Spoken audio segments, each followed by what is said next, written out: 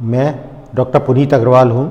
पिछले 40 सालों से एज ए गुदा रोग विशेषज्ञ अपनी सेवाएं दे रहा हूँ। मेरे पास एक बहुत कॉमन क्वेरी आई है कि बवासीर के क्या लक्षण होते हैं, हमको कैसे पता चले कि हमको बवासीर हो गई है। बवासीर क्या होती है ये पहले आपको समझना पड़ेगा। बवासीर हमारे गुदा मार्ग के अंदर स्पॉन्जेज होते हैं, टिश्यूज होते हैं जो कि गुदा मार्ग से जो गंदा पानी है या हमारी फेसेस है, पॉटी है, उसको निकलने से रोकते हैं। इन जो स्पॉन्जेस टिश्यू होते हैं, जो कुशन्स होते हैं, इनके अंदर ब्लड वेसल्स होती हैं। जब ये ब्लड वेसल्स फूल जाती हैं, बढ़ जाती हैं, तो इन्हीं को हम पाइल्स कहने लगते हैं। बाइल्स की 4 स्टेजेज होती हैं। स्टेजेस समझना इसलिए ज़रूरी है क्योंकि जो बवासीर के लक्षण होते हैं वो स्टेज के हिसाब से होते हैं। जो सर्वप्रथम स्टेज होती है उसमें बाहर से देखने पर कुछ भी नहीं मालूम पड़ता है, केवल मरीज़ को ब्लीडिंग होती है पॉटी के साथ या पॉटी के बाद में। केवल उसमें एक सिम्टम होता है ब्लीडिंग का और कोई भी सिम्टम नहीं होता है। ये जो ब्लीडिंग होती है वो सुर्ख लाल रंग की होती है। अगर ब्लड का रंग सुर्ख लाल नहीं है, इसका मतलब है कि ब्लड आंतों में ऊपर से आ रहा है और वो बवासीर से नहीं आ रहा है। किसी भी ग्रेड की बवासीर हो उसमें दूरबीन से पूरी आंतों की जांच करनी ज़रूरी होती है, क्योंकि कभी कभी ये हो सकता है कि बवासीर के साथ कोई बीमारी हो ऊपर की तरफ और उसको हम मिस कर जाएं। कभी कभी जो सर्जन्स हैं, जो गुदा रोग विशेषज्ञ हैं, वो ये बात मरीज़ को नहीं बताते हैं, वो जांच नहीं करवाते हैं, क्योंकि मरीज़ उन पर आरोप लगाते हैं कि वो ज़्यादा खर्च करवाना चाहते हैं। लेकिन ऐसा नहीं है। हमेशा पूरी आंतों की जांच बहुत ज़रूरी है ये पता लगाने के लिए कि खाली बवासीर ही है और कोई दूसरी बीमारी अंदर नहीं है। जो सेकंड स्टेज की बवासीर होती है उसमें जो बवासीर है, जो स्पंजेज हैं, जो कुशन्स हैं, वो फूल जाते हैं और जब हम पॉटी करने जाते हैं तो वो मस्से बाहर निकलते हैं। उन कुशन्स को हम साधारण भाषा में मस्से बोलते हैं या मेडिकल भाषा में पाइल्स या हेमोरॉइड्स बोलते हैं।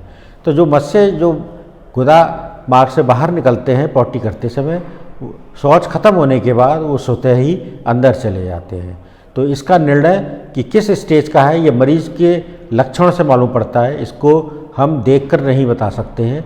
अगर जो मस्से हैं शौच करने के बाद स्वतः ही अंदर चले जाते हैं, उनको हाथ से अंदर नहीं करना पड़ता है, तो वो स्टेज 2 होती है।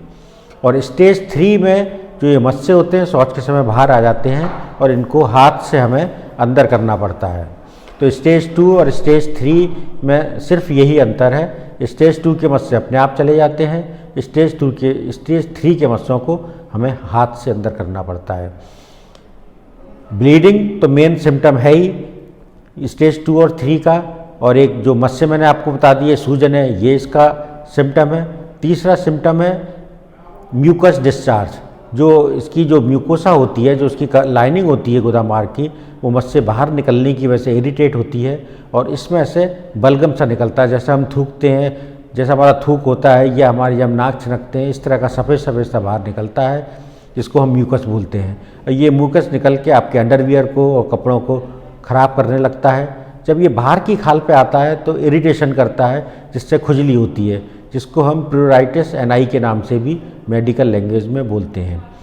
तो स्टेज 2-3 तक जो सिम्टम है वो हुआ ब्लीडिंग, सुर्ख लाल ब्लीडिंग, खून का आना। नंबर 2 मस्से जो शौच के समय बाहर निकलते हैं, और स्टेज 3 में उनको हमको हाथ से अंदर करना पड़ता है। अगर इसका जो मेन कारण है वो आपकी समझ में आ जाए तो आपको और सिम्टम मालूम पड़ जाएंगे। और मेन कारण है कब्ज। कब्ज की वजह से मरीज़ के पेट में मरोड़ हो सकता है, दर्द हो सकता है और कॉन्स्टिपेशन की शिकायत तो हो ही सकती है। कॉन्स्टिपेशन का मतलब है कि उसको शौच के समय बल लगाना, मल का कड़ा आना। इसके अलावा स्टेज 4 में जो होती है वो बस से बाहर आ जाते हैं और बाहर ही रहते हैं, वो अंदर नहीं जाते हैं। इस स्टेज में मरीज़ को दर्द होता है और ब्लीडिंग, म्यूकस डिस्चार्ज, स्वेलिंग या बस से वो तो है ही है, लेकिन इस अवस्था में मरीज़ को दर्द भी होने लगता है। पाइल्स में जनरली दर्द नहीं होता है। अगर दर्द होता है तो स्टेज 4 में ही होता है। अगर दर्द हो रहा है आपको तो इसका आप समझ लें कि आपको फिशर की शिकायत भी हो सकती है, और इसका आप अपना गुदा रोग विशेषज्ञ से या किसी सर्जन से परीक्षण करवाएं, वो ही आपको बता सकते हैं।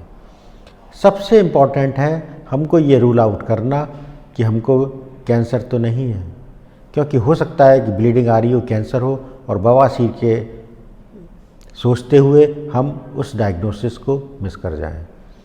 कभी कभी गुदा मार्ग पर फंगल इन्फेक्शन भी हो सकता है, वायरल इन्फेक्शन भी हो सकता है, और इस अवस्था में मरीज़ को सूजन मालूम पड़ती है और खुजली होती है। खाली मत्स्य होना बवासीर का डायग्नोसिस नहीं होता है, क्योंकि अगर हम देखें 100 आदमी देखें तो उसमें से कम 50% लोगों को बवासीर के मत्स्य होते ही होते हैं। जब ये इरिटेट होने लगते हैं, छिलने लगते हैं, तब हम इनको बवासीर के नाम से जानते हैं। आशा है बवासीर के लक्षण आपको समझ में आ गए होंगे।